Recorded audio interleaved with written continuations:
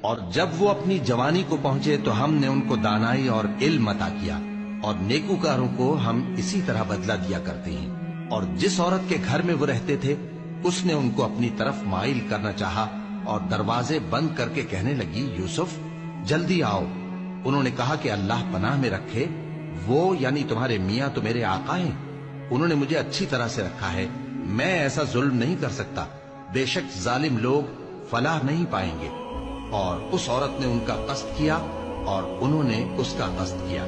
اگر وہ اپنے پروردگار کی نشانی نہ دیکھتے تو جو ہوتا سو ہوتا۔ یوں اس لیے کیا گیا کہ ہم ان سے برائی اور بے حیائی کو روک دیں، بے شک وہ ہمارے چنے ہوئے بندوں میں سے تھے۔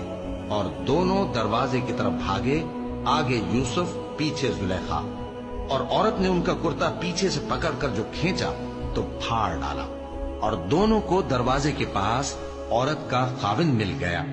تو عورت بولی کہ جو شخص تمہاری بیوی کے ساتھ برا ارادہ کرے اس کی اس کے سوا کیا سزا ہے کہ یا تو قید کیا جائے یا اسے دکھ کا عذاب دیا جائے۔